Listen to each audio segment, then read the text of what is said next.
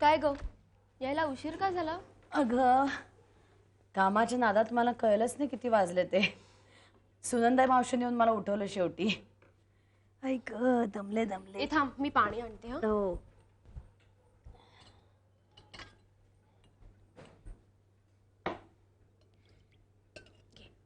Thank you.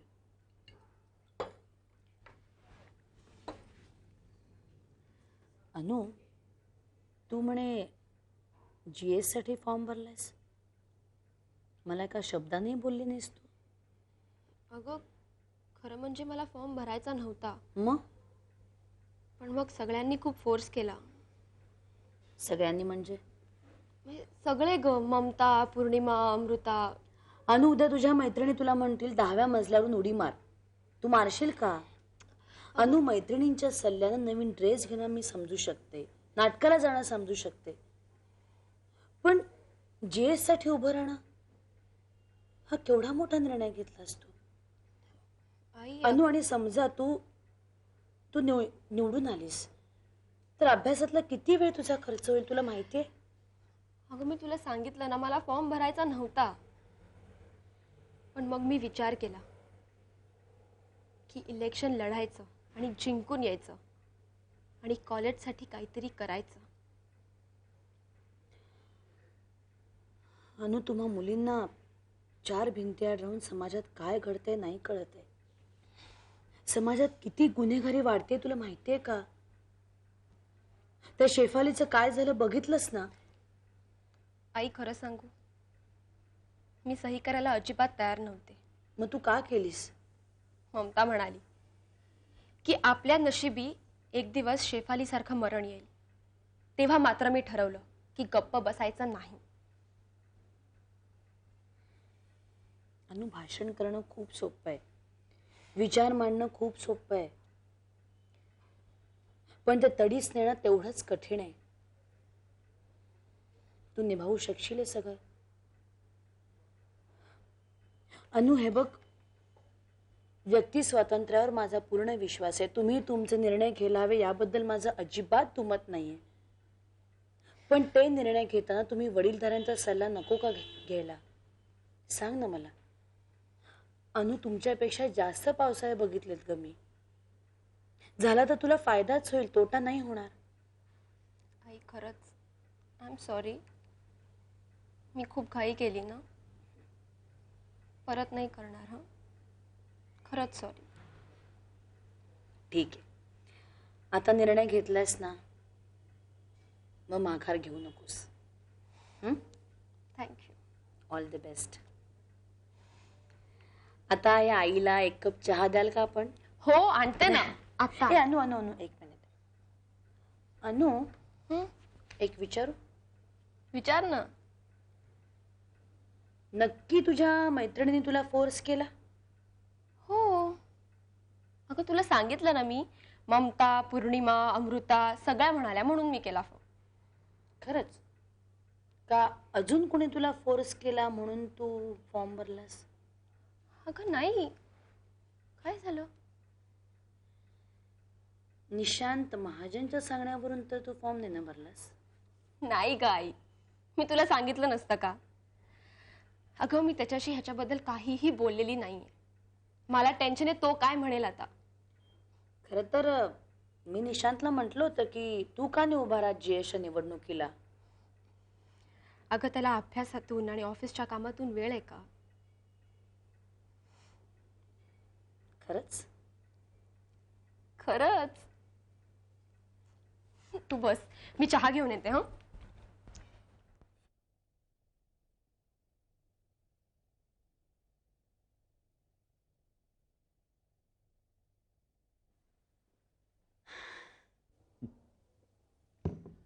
फोनवर तुझा आवाज ऐकून माझा माझ्या कानावर विश्वासच बसत नव्हता. वाटत होतं हा आवाज ओळखीचा आहे, कधी ऐकलं ते आठवत नव्हतं. चला फोनला ना बोलणाऱ्याचा चेहरा दिसण्याची सोय हवी होती. मला अजूनही खरं वाटत नाही आकांक्षा की तू मला फोन केला. हो, पण आता मी तुला भेटले ना आणि चक्क तुझ्या आधी पोचले. म्हटलं तू खूप बिझी असशील म्हणून आधीच अपॉइंटमेंट घेऊन ठेवूया, म्हणून फोन केला तुला.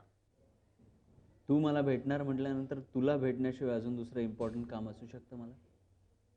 हं? बोल, कशी आहेस तू? कसा काय काढला इतका वेळ माझ्यासाठी?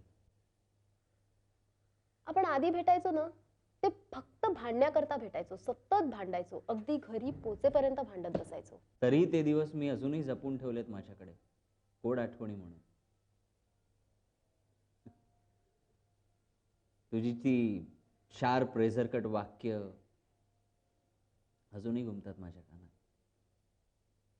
तुझं ते तावातावानं बोलणं. मोठ्या प्रयत्नाने मी ते सगळं विसरले. निदान प्रयत्नात तरी मला यश मिळतंय. तुला फरक जाणवतो का रे, आधीच्या आकांक्षात आणि आत्ताच्या आकांक्षात? तू हे विचारतेस हाच खूप मोठा फरक आहे, नाही का? Anyway Akanksha, I am very happy today. Preeti काय म्हणते? ती काय म्हणणार? ती तिच्या जागी, मी माझ्या जागी. सगळा घोळ झालाय. तू नाहीये, फिल्म नाहीये, माझ्या हातात काय उरलं? प्रीती आणि पैसा. परमेश्वर पण कधी कधी जाम गोची करून ठेवतो नाही. जेव्हा तू होती तेव्हा पैसा नव्हता, आता पैसा आहे तर तू नाहीये. तू माझ्याजवळ नसणं याचं कारण मी समजू शकतो ग, पण पण प्रीती चांगली आहे ना, असं तूच म्हणालास. तिच्यामुळे तुझी गरज भागली. मी तुझं लक होते, पण प्रीती साक्षात लक्ष्मी आहे. त्यामुळे तुझ्या घरी लक्ष्मी आली आहे. आकांक्षा, ड्रास्टिक चेंज आहे तुझ्यामध्ये. एवढा पॉझिटिव्ह ॲटिट्यूड झालाय तुझा. जर्नलिझमचा कोर्स करता करता तुझाही अप्रोच बदललाय बराच. आपण काय आता एकमेकांची आरतीच गात बसणार आहोत का? अरे भांड तरी मैत्री टिकते. आपण भांडूया, पण भांडण नको म्हणूया त्याला, वादविवाद म्हणूया. हा, प्रीतीची ओळख कधी करून देशील? मला भेटायचंय तिला. ऍक्च्युली तुझ्या नकळत सुद्धा मी भेटू शकले असते तिला, पण मला तशी ओळख नकोय. काय ओळख करून देऊ मी तिची? कुठलं नातं सांग? आकांक्षा, प्रीतीला तुझ्याबद्दल काहीही माहिती नाहीये. ती माझ्या घरी येऊन राहायचं म्हणते.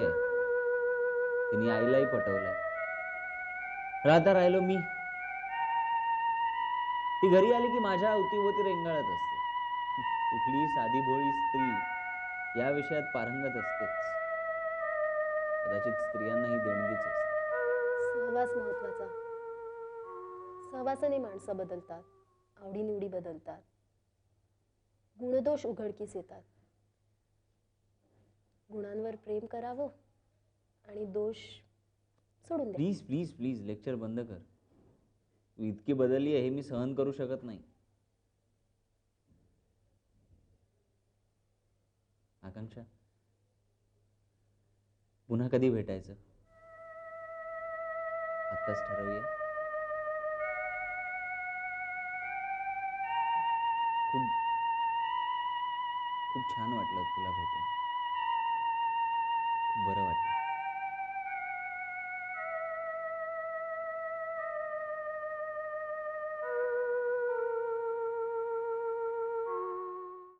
पण आजकालच्या पोट्टेत काही दम नाही. त्यांना म्हटलं चला जरा कॅन्टीन मध्ये चहा घेऊ, नाही म्हणले चक्क. तुला घाबरतात का काय? मग प्रिन्सिपल आहे, प्रिन्सिपलला घाबरायलाच हवं. आपण नव्हतो घाबरत. प्रिन्सिपल भांडारकर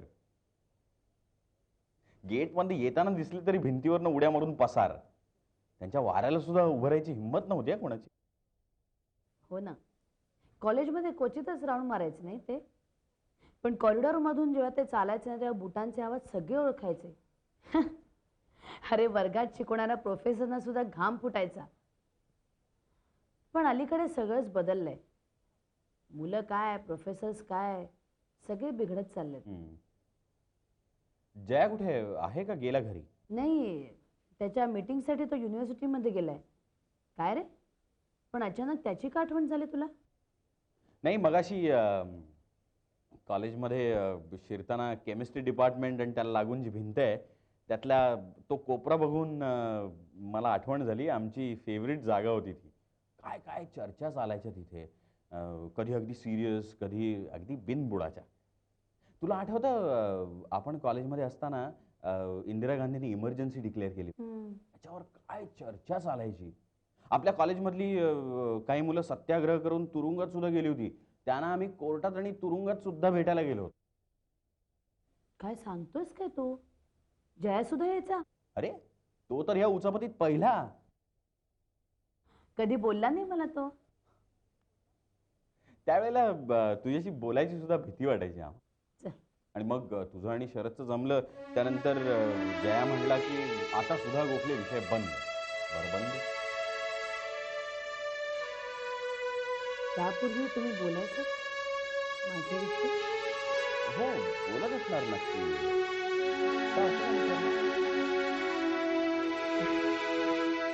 सहज. कारण असं काय नाही रे. अगदी सहज.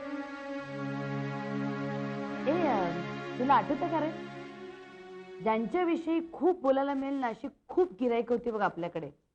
त्यातलीच एक गिराईक होती पिंपुटकर. आठवते?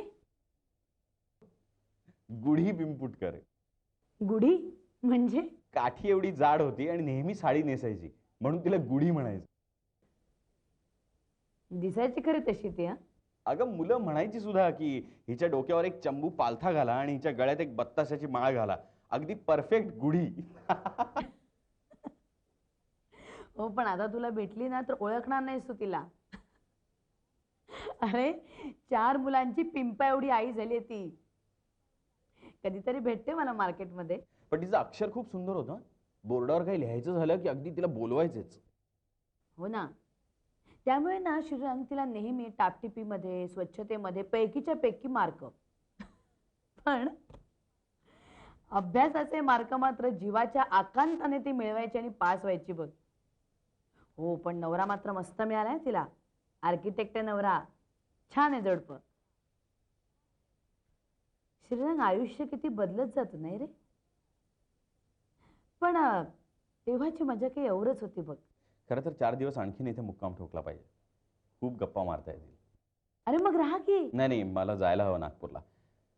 म्हणूनच तुला आणि जयाला भेटायला आलो होतो. तर आज नेमका जया युनिव्हर्सिटीत गेलाय. आता तू यायचायस इथे माहित असतं तर तू. नाही नाही ते जाऊ दे. काम आधी बाकी सगळं नंतर. मला सुद्धा नागपूरला जायला हवं. माझी काही कामं अडली आहेत. चल ना कॅन्टीनमध्ये जाऊन कटिंग घेऊ. तेवढीच कॉलेजची एक ताजी आठवण मला बरोबर नेता येईल. चल.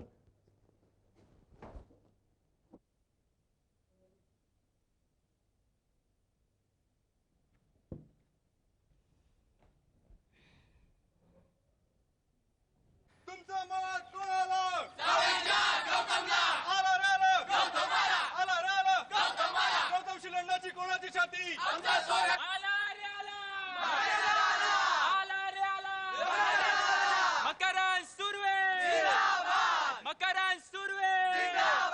आला रे आला. आला रे आला. मकरंद सुर्वे. मकरंद सुर्वे.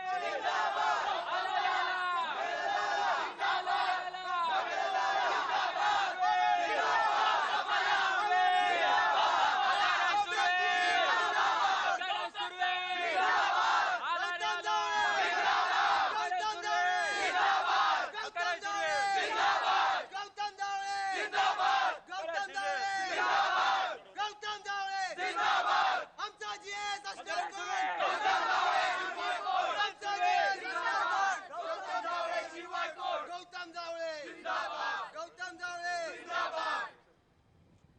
गौतम जावळे. गौतम जावळे.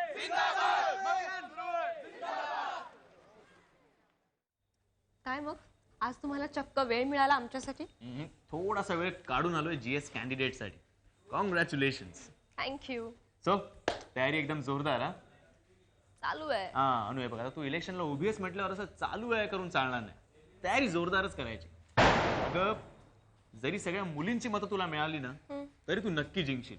आणि ऑफकोर्स माझं मत तुला आहेच. थँक्स.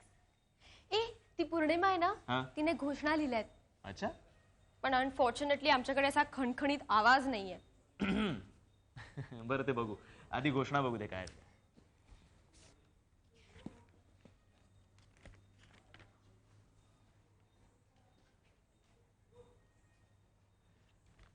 काय झालं? कोणी लिहिलंय त्या? पौर्णिमाने.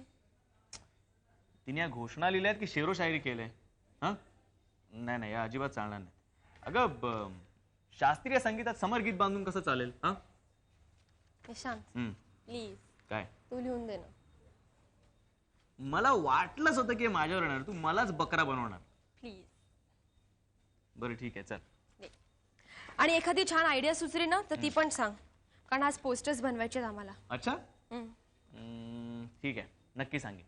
बरं ऐक, त्या गौतम किंवा मकरांपैकी कोणी तुमच्या समोर आलं किंवा त्यांच्या ग्रुपपैकी कोणी तुमच्या समोर आलं तर अजिबात वाद घालू नका. मग काय करू? ओळख दाखवल्यासारखं हसा आणि निघून जा. हा, आणि तुम्ही तुमच्या घोषणांमध्ये त्यांच्या विरुद्ध काही लिहू नका किंवा बोलू नका. त्यांना जे वाटेल ते करू दे. तुम्ही तुमच्याबद्दलच लिहा आणि बोला, कळलं? पण निशांत. काय पण निशांत निशांत काय ना, घड्याळ बघ किती वाजलेत, मला निघू दे. I am getting late for meeting. काय होणार आहे मी बघून घड्याळात? एक्झॅक्टली, तू घड्याळ बघून काहीच होणार नाहीये, कारण मी जर घड्याळ बघितलं नाही तर माझे 12 वाजतील. Alright, so bye. सी. नाही नाही नाही, वेट, मला तुला काहीतरी विचारायचंय. अनु आता काय, मला लेट होतंय मीटिंग साठी. अच्छा जा.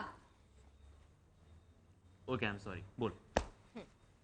मला सांग, मी इलेक्शनला उभी राहण्यामागे तुझा काय हात आहे? माझा?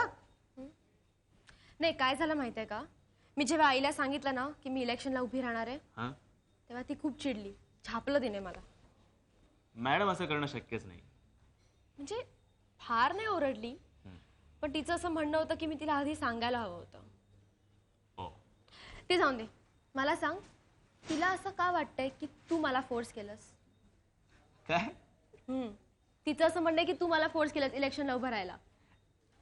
मॅडमला असं वाटतं की तुला इलेक्शनला उभं राहायला मी फोर्स केलंय. हो. हसतोस काय? सिरियसली? ऍक्च्युली अनु, तू ज्या दिवशी इलेक्शनचा फॉर्म भरलास ना त्याच्या 2 दिवस अगोदर मॅडमनी मला बोलवून घेतलं होतं. का? त्यांनी मला इलेक्शनला उभं राहायचा आग्रह केला होता. ते माहितीये मला. हो, पण तुला हे माहिती नाहीये काय? की त्याच वेळी मी त्यांना ही आयडिया दिली की माझ्याऐवजी अनुला उभं कर.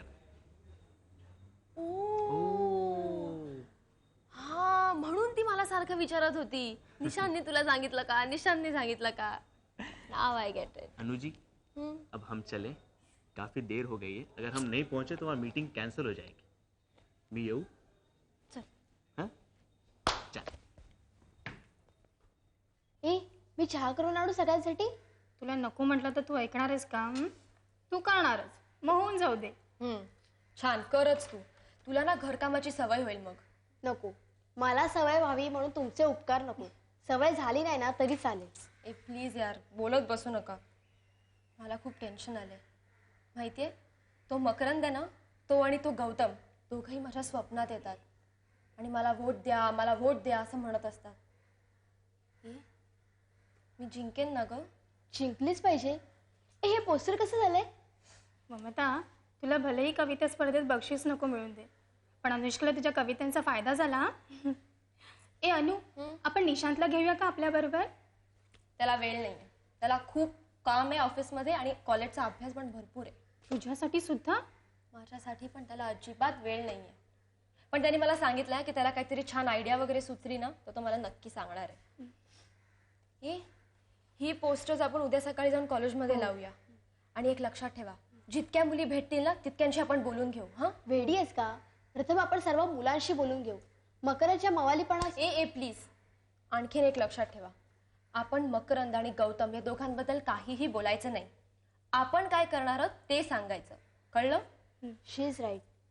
मुलींची मतं आपल्यालाच मिळतील हा तर्क चुकीचा आहे. ए, मकराच्या सोसायटीतील स्नेहा रेखी माहितीये का? ती कदाचित तिच्या मैत्रिणीला सांगून सगळी मतं मकरंदलाच द्यायला सांगेल. घाबरू नका, पण आपण फक्त सगळ्यांना सांगून मुलांची मतं आपल्यालाच मिळतील असं बघू.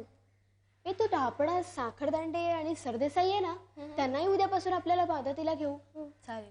ए, तुम्ही दोघी साड्या नेसून या, आपल्याला प्रचार करायचा उद्या. का? दाखवण्याचा प्रोग्राम आहे का? मी सांगते तेवढं करा गं. Okay ma'am.